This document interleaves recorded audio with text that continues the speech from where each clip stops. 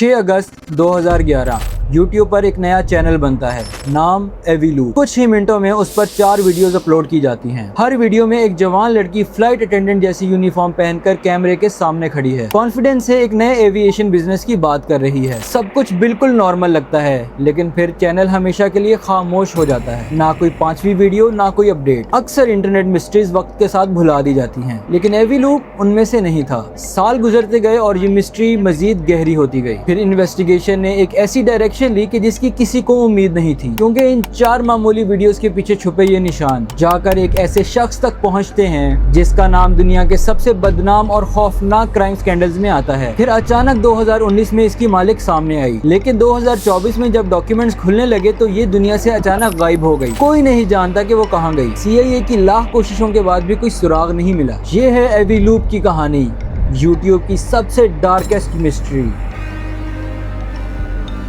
एवीलूप अपने आप को कलेक्टिव बाइंग वेबसाइट बताती है, यानी आप एविएशन से रिलेटेड किसी भी चीज पर ग्रुप डिस्काउंट ले सकते हैं। हर वीडियो का स्टाइल एक जैसा है। व्हाइट बैकग्राउंड के सामने एक लड़की खड़ी है एज ए डील अटेंडेंट, और वो कैमरे की तरफ देखकर एवीलूप की सर्विसेज बता रही है। वीडियो में वो कहती है कि ऑफर में कोई छुपी हुई शर्त नहीं है, और फिर कैमरे की तरफ सीधा देखकर सिडक्टिव वे में पूछती है कि कैप्टन, किस चीज का इंतजार है। So what are you waiting for, Captain? पहली ही वीडियो में एक पैटर्न साफ नजर आता है, व्यूअर्स को कैप्टन बुलाकर बात करना। ये सिर्फ स्टाइल नहीं था, बाद में पता चलता है कि ये सोच समझकर बनाया गया टोन था। देखने में नॉर्मल लगता है, लेकिन जरा आगे चलिए। फिर वो वीडियो में बताती है कि उनके पास फ्लाइंग लाइसेंस, पायलट का सामान, fuel, airport ground services, chartered flights और छोटे प्राइवेट जेट्स तक पर डील अवेलेबल है, और कहती है कि ऐसी रेंज आमतौर पर देखने को नहीं मिलती। डेफिनेटली सही बात है, क्योंकि ऐसी रेंज कहीं नहीं मिलती, क्योंकि ये प्रैक्टिकली मुमकिन ही नहीं है। एक बिल्कुल नई अनजान कंपनी फ्यूल से लेके प्राइवेट जेट्स तक हर चीज कैसे सप्लाई कर सकती है। कोई प्राइस लिस्ट नहीं, कोई लोकेशन नहीं, कोई एड्रेस नहीं, सिर्फ बड़े बड़े एविएशन के वर्ड्स एक लिस्ट में डाल दिए गए हैं। दूसरी वीडियो में अगर आप गौर करो तो वो लेफ्ट आर्म से थोड़ी विंगी भी है, लेकिन वो दावा करती है कि डील्स पर 50 to 90% तक ऑफ अवेलेबल है।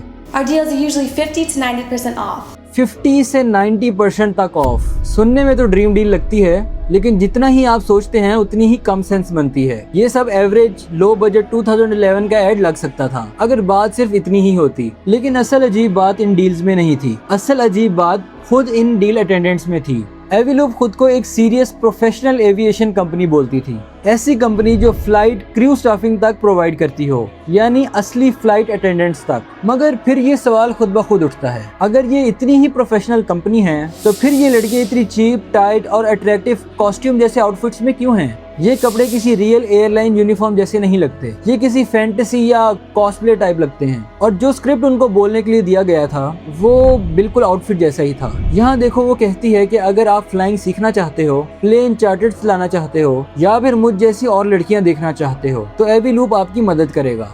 Or to see more girls like me. आप खुद सोचो कि ये लाइन बिजनेस पिच जैसी लगती है? ये तो सीधा सीधा फ्लर्टिंग है। मुझ जैसी मजीद लड़कियां देखना, ये किस किस्म की एविएशन सर्विसेज हैं? वो कहती है कि जो लोग कहते हैं कि इंसान को उड़ने के लिए नहीं बनाया गया, उन्होंने कभी अपनी सक्सेसफुल लैंडिंग का मजा नहीं लिया। Anyone who claims that humans were not meant to fly never experienced the thrill of their own successful landing. और फिर कहती है कि बिग बॉय, एयरप्लेन्स उड़ाने के लिए तैयार हो जाओ। लैंडिंग, बिग बॉय, एयरप्लेन्स, ये सब डबल मीनिंग वर्ड्स हैं, और ये कोई एक्सीडेंट नहीं था। 2011 में हाइपर सेक्सुअलाइज्ड एडवर्टाइजिंग कुछ नई नहीं थी, कई बड़ी कंपनीज यही स्टाइल यूज कर रही थी। लेकिन यहाँ एक फर्क है, वो कंपनीज अपना प्रोडक्ट क्लियरली बता रही थी हाइपर सेक्सुअलाइज्ड मार्केटिंग के साथ। लेकिन अगर आप गौर करो तो एवीलूप का प्रोडक्ट ही क्लियर नहीं था। उनका प्रोडक्ट है, क्या आप मुझ जैसी मजीद लड़कियां देखना चाहते हैं? उनका प्रोडक्ट ही फैंटेसी वर्ल्ड की लड़कियां थी। अगर हम उनके चैनल का डिस्क्रिप्शन देखें तो उनके चैनल का डिस्क्रिप्शन में भी यही लिखा है कि ये डील अटेंडेंट से मिलने का पेज है। तो पहली और सबसे सिंपल थ्योरी ये बन जाती है कि शायद ये एक ओवर एम्बिशियस स्टार्टअप था जो उस वक्त के ट्रेंड यानी सेक्सी एडवर्टाइजिंग को यूज करके अटेंशन चाहता था, जबकि उनकी एक्चुअल सर्विस अभी तैयार भी नहीं थी, या फिर शायद थी ही नहीं। लेकिन जब हम गहराई में जाते हैं तो एक ज्यादा डिस्टर्बिंग चीज सामने आती है। अगर एवीलूप सेक्स को मार्केटिंग के लिए यूज कर रही थी तो दूसरा सवाल ये बनता है, क्या हो अगर सेक्स ही उनकी असल सर्विस थी, यानी एवीलूप एक फेक एविएशन कंपनी के पर्दे में कुछ और ही बेच रही थी। इस थ्योरी को सपोर्ट करने वाली एक चीज वीडियो में बार बार जिक्र होती है। व्यूवर्स अपनी फेवरेट डील अटेंडेंट को वोट कर सकते हैं। वो बताती है कि आप अपनी फेवरेट डील अटेंडेंट को वोट कर सकते हैं और मुख्तलिफ प्राइजेस जीत सकते हैं। इस वोटिंग फीचर ने बाद में खुद को एक अलग शक्ल में दिखाया। जीतने वाले को इन डील अटेंडेंट्स में से किसी एक के साथ 1-on-1 वीडियो कॉल मिलती थी, यानी ये लड़कियां सिर्फ मार्केटिंग का चेहरा नहीं थी, ये खुद एक प्राइज बन गई थी। इस थ्योरी को मजीद वेट देती है एक और लाइन दूसरी वीडियो में, जहां वो कहती है कि इस डील को खरीदने के लिए कस्टमर के पास एक प्राइवेट पायलट लाइसेंस और एक करंट मेडिकल सर्टिफिकेट होना जरूरी है। एविएशन की दुनिया में ये टर्म कोई अनजान नहीं है, लेकिन हर डील के लिए ये शर्त रखना भी नॉर्मल नहीं है। अगर ये थ्योरी सही है कि यहाँ पर किसी किस्म की पेड कंपेनियनशिप ऑफर की जा रही थी, तो मेडिकल सर्टिफिकेट की डिमांड अचानक सेंस बनाने लगती है, हेल्थ स्क्रीनिंग के एक तरीके के तौर पर। और अब वो हिस्सा जिसने सबसे ज्यादा लोगों को डिस्टर्ब किया, कुछ वीडियोस के बैकग्राउंड पर अजीब आवाजें सुनाई देती हैं। जब वो मल्टी इंजन लाइसेंस के डिस्काउंट के बारे में बता रही होती है तो बैकग्राउंड में एक सेक्सुअल किस्म की आवाज सुनाई देती है, इतनी ज्यादा कि वीडियो में बोलने वाली लड़की भी एक लम्हे के लिए रुक जाती है। ये किसी नॉर्मल और प्रोफेशनल फिल्म सेट के ऊपर एक्सीडेंटली नहीं हो सकता। और एक और वीडियो में एक ऐसी आवाज मिलती है जो व्यूअर्स को आज तक परेशान करती है। जब वो कहती है कि आप फ्लाइंग सीखना चाहते हैं या मुझ जैसी मजीद लड़कियां देखना चाहते हैं, तो बैकग्राउंड में एक धीमी और दबी हुई आवाज सुनाई देती है। Aviloop can help. कुछ लोगों का कहना है कि वो एक मौन है और कुछ लोगों का दावा है कि वो एक लफ्ज पहचानते हैं, हेल्प। कोई ऑफिशियल कंफर्मेशन तो नहीं है कि उस आवाज में क्या कहा गया, लेकिन अगर ये सच में हेल्प है तो इस सारे मामले के डार्क पहलू को मजीद गहरा कर देता है। और अगर नहीं भी तो भी ये सवाल अपनी जगह खड़ा रहता है कि एक नॉर्मल एडवर्टाइजिंग वीडियो के बैकग्राउंड में ये आवाजें क्या कर रही थी। आपको लग रहा होगा कि शायद सिर्फ यही है, लेकिन आगे आगे जो डिटेल सामने आई वो ना सिर्फ हैरानकुन थी। यहाँ एक सवाल जहन में आता है, अगर सब सिर्फ चैनल की चीप मार्केटिंग थी तो वेबसाइट पर जाते ही सच सामने आना चाहिए था। तो 2011 के aviloop.com में कुछ वाजे नहीं था। एक अबाउट पेज था जिसमें लिखा था कि कंपनी का मकसद एविएशन को ज्यादा अफोर्डेबल बनाकर सेफ्टी बढ़ाना है। एक ऐसी बात जिसका चैनल की किसी वीडियो में जिक्र नहीं था और जो वेबसाइट में भी दोबारा कहीं नजर नहीं आती। बिजनेस मॉडल एक तरीका था जिसे कलेक्टिव बार्गेनिंग कहा गया, यानी एविलूप बीच में खड़े होकर किसी बिजनेस के साथ पार्टनरशिप करते, एक डील लॉन्च करते और जब इतने लोग वो डील खरीद लेते कि एक कोटा पूरा होता तो सबको वाउचर मिल जाता, और अगर इन केस कोटा पूरा नहीं होता तो पैसे वापस। सुनने में तो ठीक ठाक बिजनेस मॉडल लगता है, लेकिन जब आप एक्चुअली वेबसाइट पर देखते हैं कि क्या बिक रहा था, वहाँ से असल मिस्ट्री शुरू होती है। तमाम द डील्स एक्सपायर्ड दिखाई गई थी और हर एक की एक्सपायरी डेट 1969, एक ऐसी डेट जो ऑब्वियसली गलत है। लेकिन 1969, दोबारा सुनो, 1969 ये नंबर भी एक और सेक्सुअल टर्म ही थी, यानी जो चीज कंपनी की लेजिटिमेसी प्रूव करने के लिए थी वो असल में सस्पिशन को और बढ़ा रही थी। अगर वेबसाइट में देखें तो कोई बायर, कोई रिव्यू, कोई टेस्टिमोनियल कुछ भी नहीं था। यहाँ से वो दर्दनाक कहानी का आगाज होता है कि जिसका तस्वुर किसी ने दूर दूर तक नहीं किया होगा। चैनल की तरह वेबसाइट पर भी यही डील अटेंडेंट छाई हुई थी। इनिशियली जो वेबसाइट 2011 में बनी उस पर लिखा हुआ था, vote for our gorgeous deal attendants and win special prizes. ये एक बहुत अजीब चीज थी। एविलूप नाम ही बताता है कि ये कोई डार्क लूप था जिसमें कोई शख्स एक दफा गया तो हमेशा के लिए फंस जाएगा। फिर 2013 में जो वेबसाइट बनी उसको प्रॉपर स्ट्रक्चर दिया गया। वेबसाइट पर लिखा था कि वो जानते हैं कि हमारा विजिटर सबसे पहले क्या देखना चाहता है और फिर सीधा अपनी मॉडल्स की तरफ इशारा करते हैं। हैरत की बात यह है कि वोटिंग सिस्टम यहाँ पर भी मौजूद था। हर हफ्ते एक वोटर को जीतने पर डील अटेंडेंट के साथ वीडियो चैट मिलती और वो लिखते कि ये एक सक्सेसफुल फैशन मॉडल्स हैं जिनके पास एक्साइटिंग बैकग्राउंड्स हैं। फिर एक FAQ सेक्शन था बिजनेस के लिए। वहाँ क्लियरली लिखा था कि वो एक फ्लैट फी देकर अपनी प्रमोशन के लिए एक डील अटेंडेंट के साथ वीडियो बनवा सकते हैं, क्योंकि डील अटेंडेंट्स की वीडियो वायरल जाने के चांसेस ज्यादा हैं और इससे बिजनेस को ज्यादा कवरेज मिलेगा। मतलब अब बिजनेस मॉडल थोड़ा क्लियर होता है। एविलूप दूसरी कंपनी से पैसा लेकर उनकी प्रमोशन के लिए ये वीडियोस बनाती थी,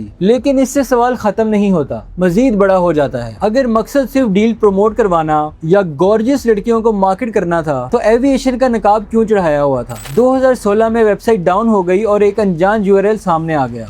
जो भी इन यूजर्स के साथ असल में हुआ, जो भी इन वीडियो कॉल्स पर हुआ, वो सब उस वे बैक मशीन के थोड़े से रिकॉर्ड के सिवा हमेशा के लिए गुम हो गया। आप सोच रहे होंगे कि दर्दनाक कैसे, तो फिर सुनो। 2019 में aviloop.com दोबारा लाइव हो गई, लेकिन इस बार बिल्कुल अलग रूप में। ना डील्स, ना वोटिंग, ना टर्न्स और ना ही कोई अटेंडेंट। सिर्फ एक बिल्कुल जेनेरिक और खाली टेम्पलेट, जैसे कोई आम सी वेबसाइट हो जो सिर्फ कुछ है दिखाने के लिए बनाई गई हो। लेकिन एक नया एडिशन था। नीचे एक छोटी सी बायो एक रियल लाइसेंस पायलट की, जिसका नाम था नादिया मारसिंको, और वो थी एवीलूप की फाउंडर। ये नाम यहाँ तक की कहानी को पूरी तरह बदल देता है। क्यों? क्योंकि नादिया मारसिंको कोई आम पायलट नहीं थी, वो एविएशन दुनिया का एक जाना माना नाम था। और जब आप उसकी रियल जिंदगी पढ़ते हैं, एवीलूप की मिस्ट्री और गहरी हो जाती है। नादिया 1986 में अब के स्लोवाकिया में पैदा हुई। बचपन मॉडलिंग में गुजरा और टीन एज में वो अमेरिका आ गई और फिर उसका शौक एविएशन की तरफ मुड़ गया। उसने बहुत तेजी से एविएशन लाइसेंस हासिल किया और सोशल मीडिया पर खुद को एक अलग पहचान दी, गर्ल स्ट्रीम गर्ल, बाद में ग्लोबल गर्ल के नाम से, जहां वो एक सुपर मॉडल जो पायलट बन गई के रूप में लाखों व्यूज ले रही थी। ये नाम तब्दील करना पड़ा क्योंकि गल्फ स्ट्रीम कंपनी ने 2013 में उनके खिलाफ ट्रेडमार्क का केस डाल दिया। फिर 2014 में सेटलमेंट हो गई। ये सब कोई छुपी हुई बात नहीं थी। वो पॉडकास्ट पर इंटरव्यूज देती, ट्रेड शोज में जाती, अपनी कंपनी खुलेआम प्रमोट करती। अगर ये किसी मिस्टीरियस चीज का कवर था तो वो इसमें बहुत खराब थी, जो वापस से उस पहले एम्बिशियस स्टार्टअप थ्योरी की तरफ इशारा करता है। लेकिन यहाँ एक नया पहलू सामने आया, जो रिसेंट रिपोर्टिंग 2026 में रिलीज होने वाले डॉक्यूमेंट्स ने खोल दिया। नादिया ने एवीलूप को खुद के नाम या एड्रेस पर रजिस्टर नहीं किया था। उन्होंने इस कंपनी को न्यू हेमिस्फेयर में रजिस्टर किया। डीन कैमन की कंपनी डेका रिसर्च की बिल्डिंग थी। रिकॉर्ड्स में ये भी सामने आया कि नादिया ने उस LLC के कागजात में अपना रेजिडेंशियल एड्रेस भी दिया, जो असल में किसी और का घर था। इसके लिए नादिया ने उनसे परमिशन तक नहीं ली थी। और 2013 में कैमन को नादिया के लिए फ्लाइट इंस्ट्रक्टर की जॉब दिलवाने की कोशिश की, तो इससे ये पूरा सर्कल बन गया, जिसमें मारसिंको और एक बिल्कुल अलग और अनरिलेटेड टेक कंपनी एक अजीब तरीके से जुड़ जाती है। अगर अभी तक आपको लग रहा है कि ये एक वियर्ड मार्केटिंग वाला मामला है, तो अब इस कहानी का सबसे अजीब और हैरानकुन ट्विस्ट आता है। जिस वक्त एवीलूप लॉन्च हुई, नादिया मारसिंको का एक बहुत गहरा ताल्लुक था एक ऐसे शख्स के साथ कि जिसका नाम आज पूरी दुनिया जानती है, अपने सबसे खौफनाक क्राइम्स की वजह से, जेफरी एप्स्टीन।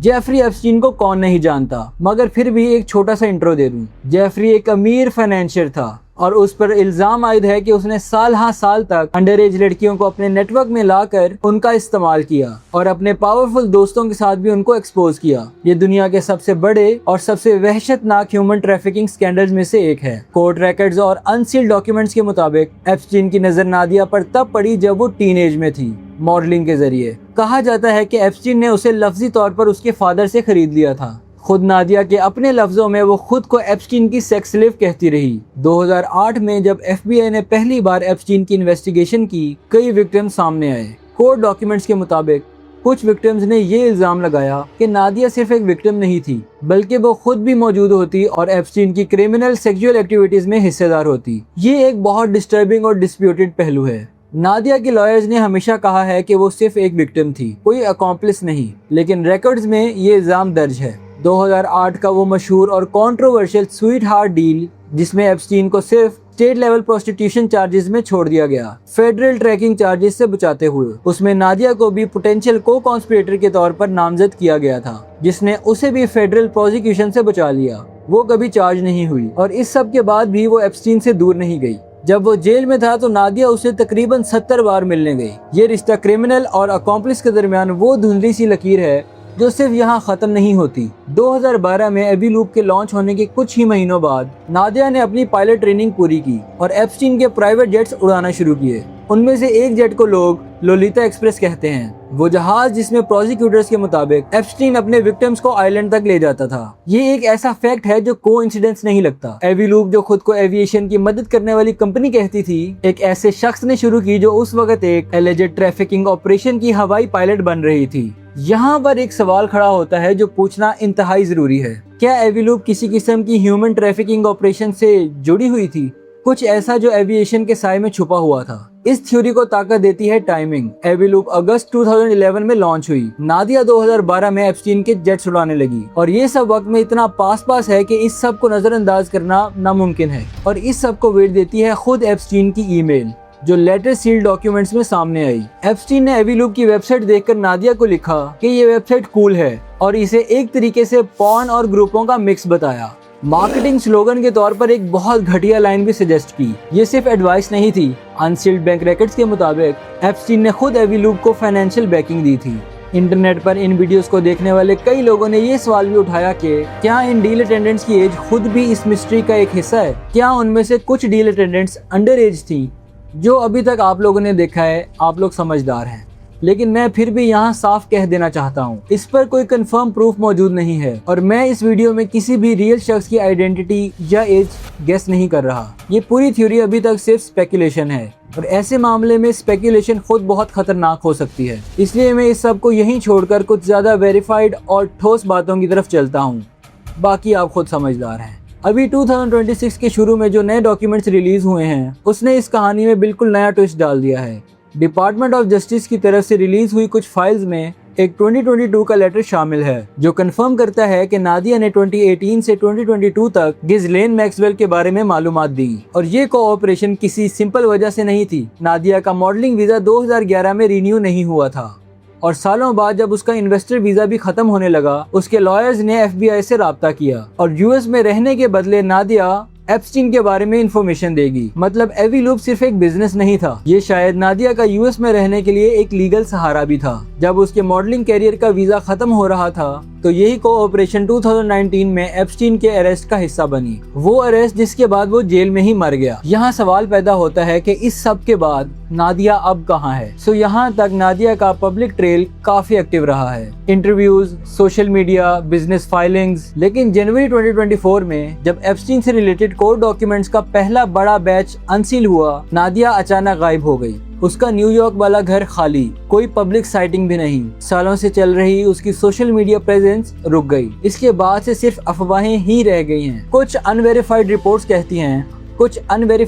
कहती हैं कि वो किसी ज़ेन मोनेस्ट्री में किसी न्यूयॉर्क स्टेट के किसी हिस्से में पनाह ले चुकी है, लेकिन स्टिल ये सिर्फ रूमर्स हैं। किसी ने भी इसकी तस्दीक नहीं की। दूसरी तरफ दिसंबर 2025 में कुछ इंडिपेंडेंट रिसर्चर्स ने दावा किया कि उनका ईमेल अकाउंट एक्टिव दिखा, यानी वो US या दुनिया में कहीं मौजूद तो है लेकिन छुपी हुई है। ये दोनों बातें एक दूसरे से मुख्तलिफ हैं और अभी तक कोई ऑफिशियल कंफर्मेशन भी नहीं आई। उसके लॉयर्स हमेशा से कहते रहे हैं कि वो एप्स्टीन की एक विक्टिम थी, उसके अलावा और कुछ भी नहीं। लेकिन रिकॉर्ड में दर्ज एलिगेशंस, उसका लॉलिता एक्सप्रेस उड़ाना, उसकी एप्स्टीन से नज़दीकी और अब उसका अचानक गायब हो जाना, ये मिलकर एक ऐसी तस्वीर बनाते हैं जो अभी भी मुकम्मल नहीं। मैं जानता हूँ कि आप कमेंट्स में लिखोगे start joker emoji and and school emoji, लेकिन यही हकीकत है अगर हम पहलुओं को आपस में मिलाएं। हम अभी भी इस सवाल का पुख्ता जवाब नहीं दे सकते। 3 मुख्तलिफ थ्योरीज हमारे सामने हैं। हम नहीं जानते कि कौन सी थ्योरी सच है या शायद सच्चाई इन तीनों का कोई मिक्स है। जो हम जानते हैं वो ये है कि एक बहुत अजीब और वेग एविएशन स्टार्टअप जिसकी फाउंडर जेफरी एप्स्टीन की सेक्स स्लेव के तौर पर जानी जाती है, जो उसी वक्त लॉन्च हुआ जब नादिया उसके जेट्स उड़ाना शुरू कर रही थी और जिसकी वेबसाइट के हर पेज पर टेम्पटिंग चीजें भरी हुई थी। ये शायद यूट्यूब की या बल्कि पूरे इंटरनेट की सबसे डार्क और अनजान मिस्ट्री में से एक रही है। अपना और अपने आसपास के लोगों का ख्याल रखें। अल्लाह हाफिज।